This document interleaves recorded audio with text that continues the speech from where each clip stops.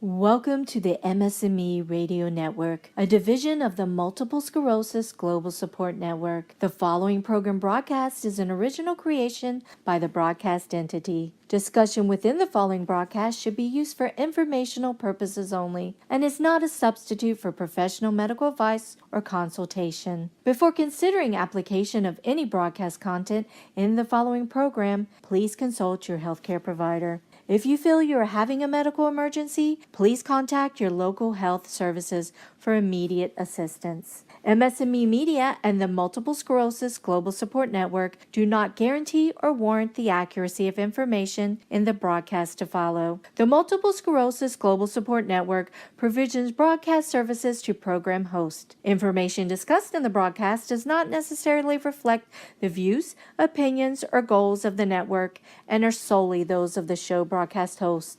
Should you wish to host a broadcast, please visit our website at msmemedia.com and submit a request to become a program host. We thank you for listening to the MS&Me Radio Network. Enjoy the show. Welcome back to Positively Different MS, a show that focuses on the positives life has left us with, the positives life has given us, and those that are often around us and we cannot quite see them. This is a show that shares positive thoughts, positive tips, and is always looking for new ways forward to support us in our journey through this life, with MS or without MS. My debut book, Born Together, was published in May this year and shares my journey and how I changed my life with MS through positivity and my mental attitude, as well as by gathering all the pieces of the MS jigsaw over the last 11 years. We have already looked at the piece of my jigsaw, RoboPhysio, and the manual spinal manipulation treatment I have had over the last couple of years from Chong-Soo Lee. But today we are going to look behind the scenes of that piece of the jigsaw, of this whole spinal technique that Chong-Soo Lee has developed. We spoke to him a few weeks ago, and now we're going to just look a little bit more of how this whole thing evolved. Chong-Soo had worked with clients, both with and without MS, over many years, and he began to notice some anecdotal evidence of changes in symptoms and ability with his patients with MS. This evolved over many years, and he drew interest from Medical Research Scotland. They joined with Edinburgh Napier University in commissioning a PhD on the whole spinal approach to health and what effects it has had on people with MS and on general health. That is in fact the origins, and now the student Rebecca Hamilton is carrying out that PhD at Edinburgh Napier University to try and put some science behind this approach and analyse the outcomes and data to see in the end if and what it will have to offer the world of MS and indeed the world of health and physiotherapy. It has been very exciting to be part of this whole new approach and its development. I became involved around 2 years ago. I had been writing my book Born Together for nearly 3 years at that point, and the sedentary lifestyle I had adopted, which was sitting typing at my laptop on my kitchen table for 4 to 5 hours a day, and that eventually increasing itself to almost 7 to 8 hours a day, it all meant together that my body became stiff, rigid almost, and my ability and mobility decreased at the same time. Previously I had a lifestyle that was fairly active, and I exercised most days and spent more time managing my MS. But writing had taken over my lifestyle, almost becoming an obsession. A healthy, enjoyable obsession, I may add, but an obsession nonetheless. It had led my body to become stiff, and my movement both restricted and difficult. I had heard about Chong-Soo Lee and his spinal treatment some time ago, and the time absolutely felt right to contact him. I did so, and learned all about spinal stiffness and the unique technique used by Chong-Soo to treat people with MS, as well as people with other injuries and conditions. This started back in 2015 when I needed help and assistance as my mobility was decreasing, and I still had a good way to go at that time to finish writing my book and then publish it. I started manual treatments with Chong Su, where he would gently massage my spine. The treatment itself was thoroughly enjoyable, relaxing, and always immediately lifted any pain and started to ease the stiffness in my spine, and subsequently my body's movement and agility improved. Week by week, this continued. Now Rebecca is halfway through her PhD researching this whole area of spinal health and the impact intervention can have on someone's health and ability. I am very much looking forward to hearing from Rebecca and finding out behind the scenes how this whole approach is coming to life. Margaret Ann went to meet Rebecca at Edinburgh Napier University, and I'll hand over to her now. Hello and welcome to the show, Rebecca. Can you tell us where the concept of a spinal approach to health came from? Yeah, sure. So I guess the approach to spinal health has always been quite an important part of physiotherapy. The spine is incredibly important for a lot of aspects of mobility. It's very important for your whole body mobility, as well as being really important in connecting all of your limbs together. So for most people going through kind of physiotherapy for different parts of their body movement, regardless of whether it's to do with MS or general kind of like back health, then the spine is like a really key important part of keeping your body in good mobile health. So specifically with different types of spinal therapy, there are quite a few variations. So for a lot of people, it'll be figuring out what they respond best to, what works really well for them.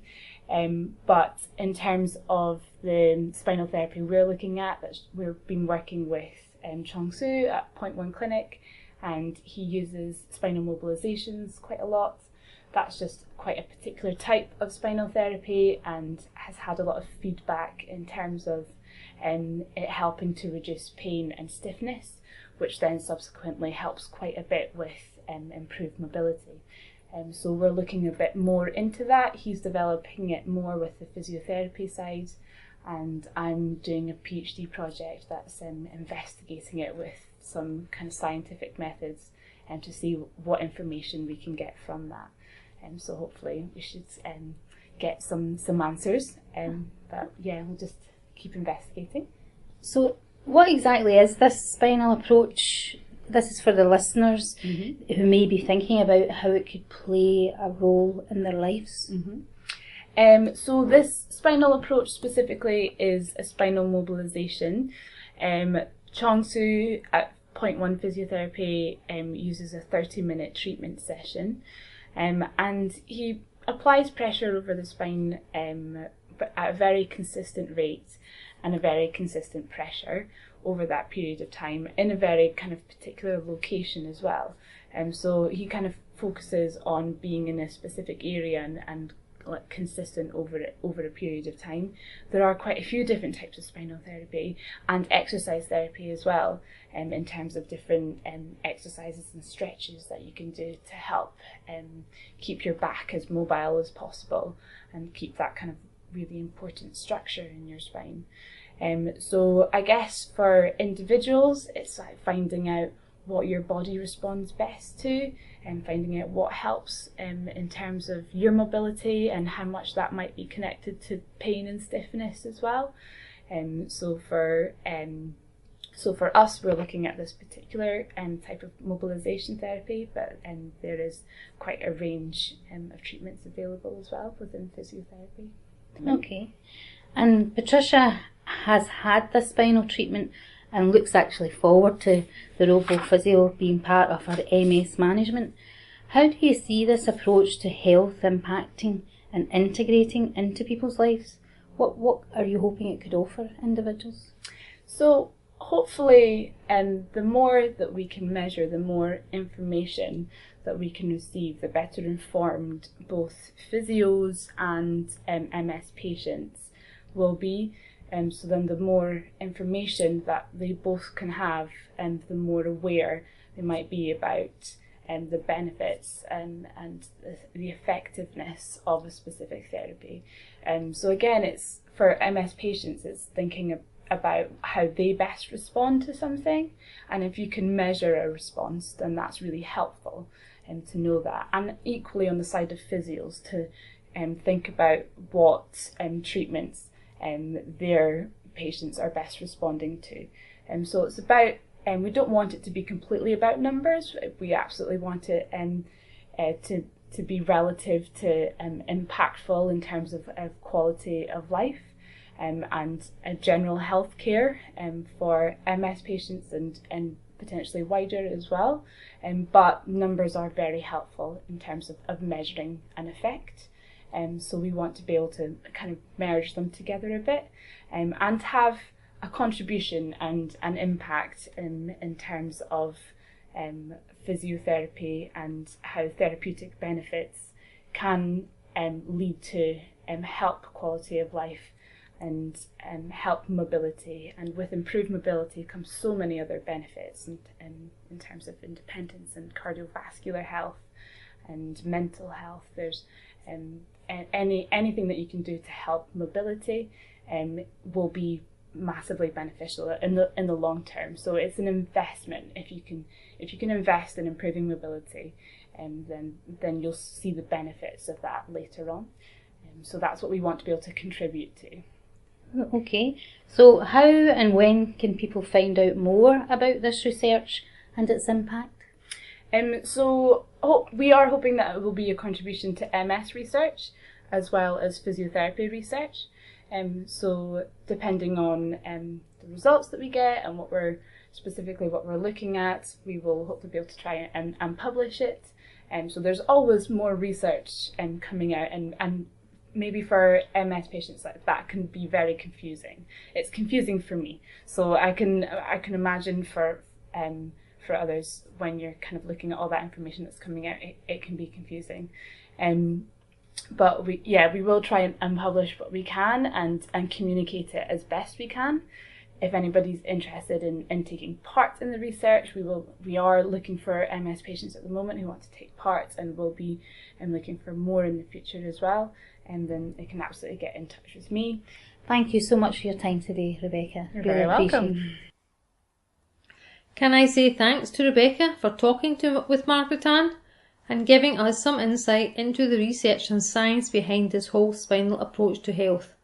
It is very exciting and interesting in the world of health, and particularly in the world of MS. If you do wish to contact Rebecca, you can do so at Edinburgh Napier University, or drop me a line on my website patriciageigen.com and I will connect you with Rebecca. Can I quickly add here an anecdote about when my mum tried RoboPhysio for her arthritis when I had the device at home some months ago. It was very effective in relieving her joint pain and easing her arthritis pain and stiffness, and so the spinal approach to health seems much wider than just MS, and its impact could be great both on individuals and family life as more people access it for other ailments, in particular pain and stiffness. So please keep that in mind as we await the development of RoboPhysio and the publication of the findings from Rebecca's research at Edinburgh Napier University. And now for this week's positive. Stop and think for 1 or 2 minutes each day about what you've got. No matter what else is going on around you or with you, dig deep and just give a couple of minutes of your day to think and highlight what you do have in your life that is positive, that is kind, that is helpful, that can make you feel secure, make you feel comfortable, make you feel good. Try to grow those thoughts so that they can become bigger and better than any other negatives or challenges or hard times that are going on around you. That is how I manage in my darker times. And it kind of comes naturally now. When MS strikes a bad day, or there is a difficult symptom just thrown into the rest of my life without any warning, to stop myself immediately from feeling bad, I just repeat to myself that this situation may exist just now that I need to cope with, but it cannot take away any of the other good and positive things that are already in my life. They still remain, and I focus on them.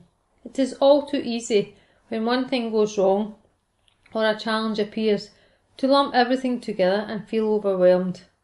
But stop and try to isolate the difficulty or the negative. Try to keep it isolated while you focus on the other positives that haven't in fact changed at all. Keep appreciating them and keep in mind that there are more of them than the negatives. That is my main coping mechanism. Try it, give it a shot, because I assure you it can only help and won't make anything any worse. And now over to Laura Kennedy for this week's snippet. Laura herself has faced great adversity as a young mum with breast cancer. She is now living and thriving with her family as they adventure around Scotland in their camper van after all her treatment and the years she had to recover from breast cancer. It is a great honour to hear how Laura managed her most difficult times, and I am delighted to go over to her now, talking and sharing with Margaret Ann. What kind of things do you do to help you when faced with a challenge or a difficulty, Laura? Well, I think I'm quite lucky, and I know not everyone's the same situation, but I do have a lot of family and friends around me that I can talk to if needed. Sometimes I do, and sometimes I don't. I like to have a good moan, and I don't think that moaning's really a bad thing. I think we all need to share our worries sometimes. I probably, through that, I take a wee bit of time as well, just to think about what my wee steps are going to be. Park it, I guess. Mm-hmm. And do you know, one thing I'm realising, I guess, as you get older and older, is that things pass, you know. It's like you can live so many different lives in just one life, and thing that's worrying you or stressing you out right now, even next week or next year, it won't stress you out at all. So I tell myself that too, and just grin, bear it, chat and get on with it. Okay, and I suppose, how do you cope with the change that's outside your comfort zone? I don't think I'm naturally a very extrovert person, so I have found myself in situations over the years where I just have to fake it. And I guess I've realised that, see, if you act confident, people think you're confident and you can just get away with it. So I think I do that quite a lot. Probably other wee things I do as well is maybe just focus on something happy or cheery or a nice piece of music in my head for a wee while too, and it will take me away from the immediate surroundings and kind of calm me down a wee bit. My daughter was told something recently about if she's feeling stressed or worried about something that's coming up, maybe she's going to have to play the drums in her school band or something. What she should do is get her fingers and drum out her favourite song on her hand. And she's been doing that, and it's really helped her because she's sort of focusing on the music rather than the worry. And her song is Bob Marley. Fantastic. What sort of things do you do to rest and replenish yourself when life has made you tired or troubled? Oh, I love going to bed early. I go to bed early with a good book, put the lights on cosy and get into my pyjamas. My friend talks about how you can be out and about during the day and you come home and you get changed into your joggy bottoms, and that's stage 2, and then you get changed into your pyjamas, and that's stage 3, and we laugh sometimes because we're like, yeah, straight to stage 3, day to day. Pyjamas, cosy in, just take it easy. But on that, I notice actually I've got quite a busy job with a lot of people, and towards the end of the working week, I really need a couple of hours just to myself, even without my partner or my daughter around, and just zone and stare at the telly. Or unfortunately clean the bathroom, something like that. But yeah, I really like having a wee bit of time on my own. Okay, thank you. And do you have any positive tips to cope with difficulties and lift your spirits and feelings? Posy tips. I don't think I've got anything that's any different from anyone else, really, because you hear these things all the time. Get outside, a bit of fresh air, a wee bit of exercise, and I must admit, I know when I do that I'll feel better, and I do it most of the time, but not all the time, because it can be a bit of a struggle, can't it? But yeah, even if you go outside and walk around the block for 5 minutes, I feel better, to be honest. I did a bit of an extreme difference to that at the weekend, and I climbed a mountain with friends, and I'm still suffering, but I'm thinking back on it with a smile, because it was a real achievement and it was so beautiful.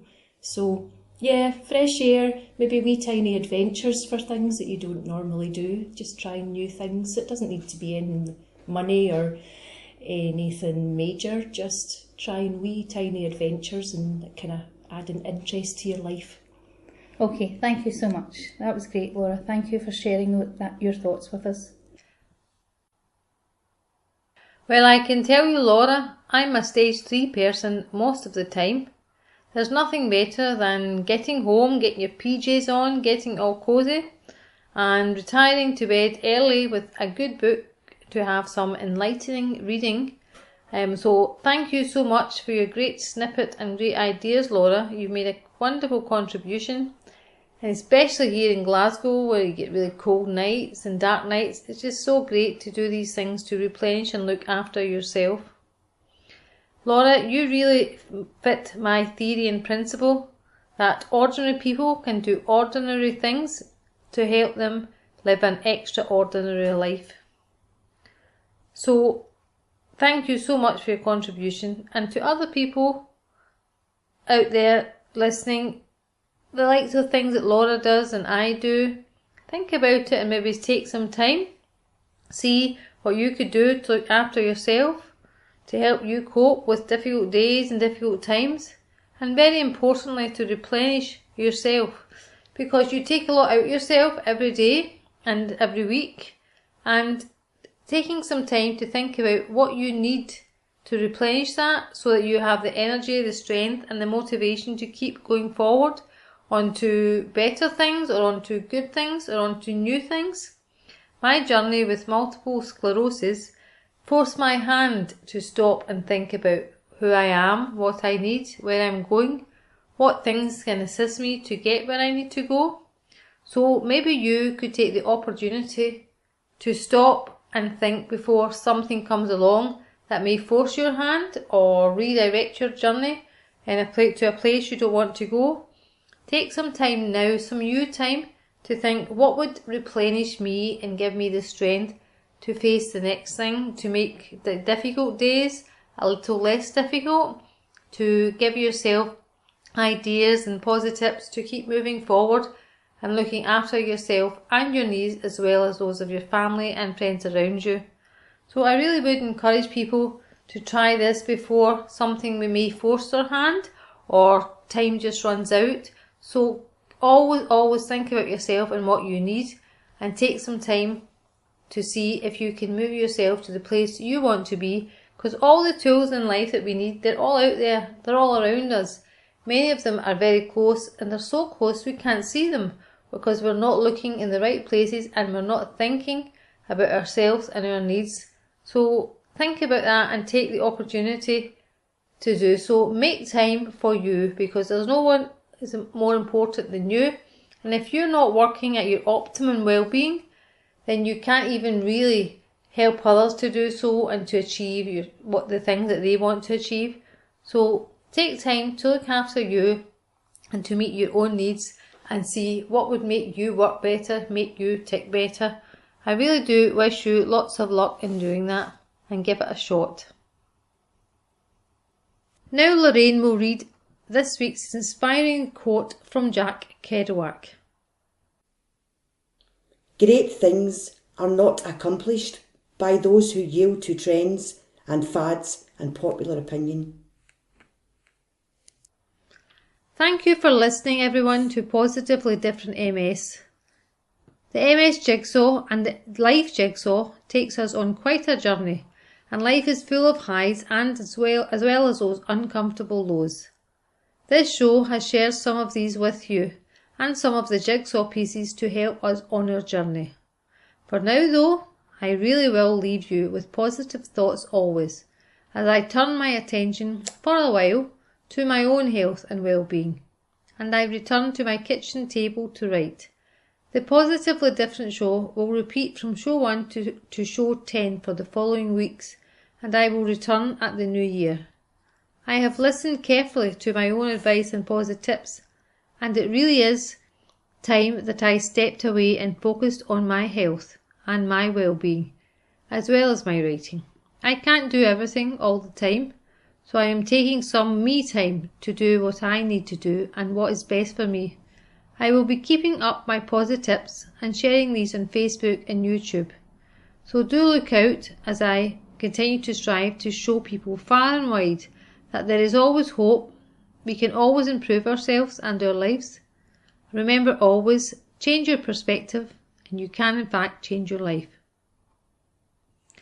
I'll give the last word at this time, for the time being, to my son, Elliot.